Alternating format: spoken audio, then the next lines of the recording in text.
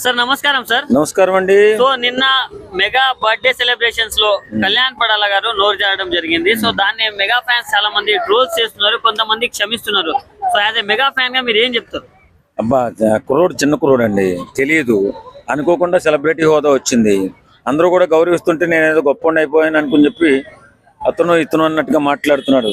కాకపోతే big boss లో ప్రదర్శించడం, ఆటలాడడం అది వేరుగా ఉంటుంది. ఒక స్టేజ్ మీద మాట్లాడడం అది ఒక రకంగా ఉంటుంది. స్టేజ్ మీద మాట్లాడడం రావాలి, అంత సామాన్యం కాదు. స్టేజ్ మీద మాట్లాడడం వచ్చినోడు ఎదిగినట్టే. ఇంకా కుర్రోడు ఎదగలేదు కాబట్టి పాపం అలా మాట్లాడుతున్నాడు.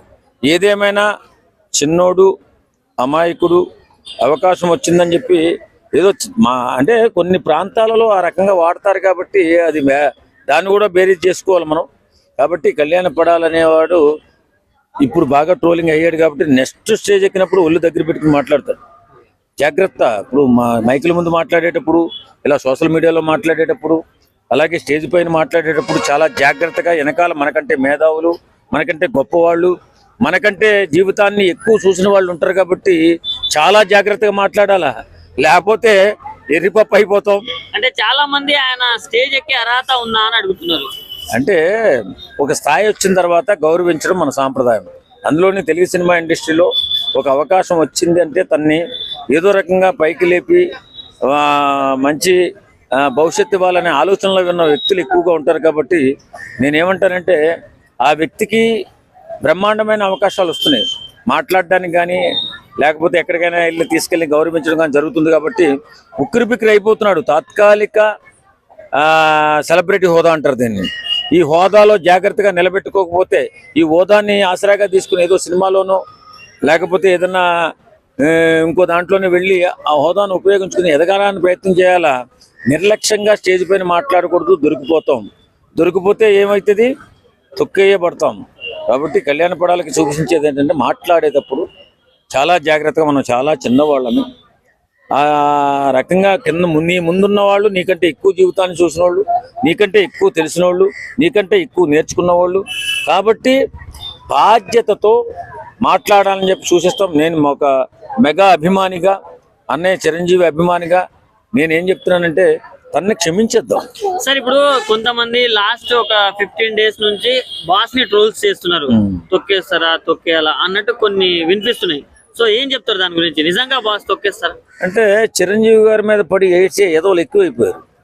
ఎందుకు ఎక్కువైపోయారంటే మెగా ఫ్యామిలీ అన్ని రంగాలలో కూడా అటు ఆదుకోవడంలో కానీ, ప్రేమించడంలో కానీ, సినిమాలు ఇట్టుకొట్టడంలో కానీ, సినిమా హీరోలు ఎక్కువగా ఉండడం కానీ ఎక్కువైపోయింది. చూసి వారవలేని కొన్ని నికృష్ట మనస్తత్వాలు ఏడవడం మొదలుపెట్టి ఎలా ఏడిస్తే బాగుంటుంది అని కొన్ని ఫోటోలు వేసి, చిరంజీవి గారి ఫోటో వేసి తొక్కిస్తున్నట్టుగా, ఆ బూటికాల కింద పెట్టి నలిపేస్తున్నట్టుగా. ఒరే ఎదవల్లారా, ఆయన జీవితంలో 10 మందికి పెట్టాడే తప్ప ఎవరిని తొక్కలేదురా సన్నాసులారా. బాధ్యతతో మాట్లాడండి. చిరంజీవి అన్నయ్య అనేటటువంటి వాడు సాయానికి మారుపేరు అతను. నిజంగా ఎప్పటి నుంచో చూస్తున్నాను. నేను వయసులో ఉన్నప్పటి నుంచి ప్రకృతి వైపరీత్యాలు వచ్చినప్పుడు ఆయన మొట్టమొదటిగా ఆయనే ప్రకటించేవాడు సహాయాన్ని.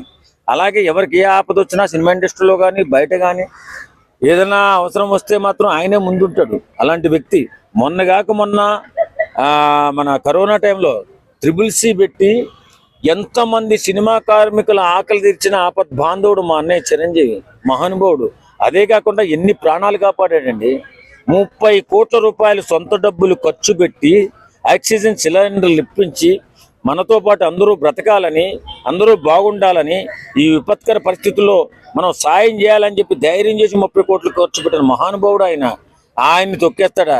ఆయన ఎవరిని తొక్కుతాడండి? ఏం పని అండి ఆయన తొక్కడు. ఒక మెట్టు ఎక్కుతూ పైకి వెళ్తాడు తప్ప వెనక్కి ఎక్కలేని ఎదవలు ఏం చేస్తారంటే తొక్కేస్తున్నాడేమో అనుకుంటారు. ఆయన తొక్కడు. ఆయన ప్రతి ఒక్కరిని ఎక్కించడానికి ప్రయత్నం చేస్తాడు. చిన్న వాళ్ళని పైకి తీసుకురావాలని, గొప్ప వాళ్ళని చేయాలని ఆలోచించేటటువంటి ఒక గొప్ప మహానుభావుడు ఆయన. ఆయన్ని ఒకరు మాట అన్నారు కానీ ఆయన ఎప్పుడు కూడా ఒకరిని కూడా మాట కూడా అనలేదు. కాబట్టి అలాంటి మహానుభావుడికి అలాంటి ఆపాదించొద్దు, ఆ తప్పు మాటలు మాట్లాడవద్దు, అలాంటి పోస్టులు పెట్టొద్దురా ఎదవల్లారా అని చెప్పి ఆ ఎదవలకు నేను చెప్తున్నాను. సార్ గతంలో mega family versus Allu family అన్నట్టు కూడా కొన్ని రోజులు నడిచాయి. కానీ ఈ రోజు మాత్రం అల్లు అర్జున్ గారు కట్టే కాలేంత వరకే చిరంజీవి గారి ఫ్యాన్ లైక్ పెట్టారు కదా, విషెస్ చేశారు. సో ఏం చెప్తారు? ఆయన ఏంటండి బాబు, ఆయనకంటే ముందు తరం పుట్టిన మేమే చిరంజీవి గారి ఫ్యాన్. ఆయన ఇంకా ఆయన ఆసరాగా తీసుకుని ఈ స్థాయికి వెళ్ళాడు. కాబట్టి నేనేమంటానంటే ఇండస్ట్రీలో ఆయన లాంటి కాంట్రవర్సీ లేని మనిషి అనేవాడు ఒకరు లేడు. కాబట్టి ఈవేళ చిరంజీవి గారి పట్ల ఒకవేళ ఎప్పుడైనా ఏదైనా కలత చెంది వాళ్ళు అల్లు అర్జున్ ఫ్యామిలీ ఏదైనా ఇబ్బంది పడినా ఎప్పుడు చిరంజీవి గారికి దాసులే. అర్జున్ గారు కానీ మన అరవింద్ గారు కానీ వాళ్ళు ఎప్పుడు కూడా, ఇప్పుడు చిరంజీవి గారు వస్తే ఈవేళ చిరంజీవి గారు అల్లు అర్జున్ గారి ఇంటికి వస్తే ఆయన కొత్త అల్లుడు వచ్చినట్టు చూసుకుంటారు తప్ప ఆయన వేరే రకంగా చూడరు. అల్లుడు చిరంజీవి గారు వాళ్ళు ఎప్పుడు కూడా కలిసే ఉంటారు. మనలో మనమే ఇలా వాళ్ళు మాట్లాడుకుంటారు, లేదంట వాళ్ళు ఎడమకం పొడమకంగా తిరుగుతున్నారంట అని చెప్పి ఏవేవో కల్పించుకుని మాట్లాడుకుంటాం. ఇది మన ఇండస్ట్రీకే బాస్ అతను. ఆయన చూసి అందరూ ఎదిగారు. మాలాంటి వాళ్ళు కూడా ఆయన చూసి మా జీవితాలు కూడా బాగు చేసుకున్నాం. Thank you.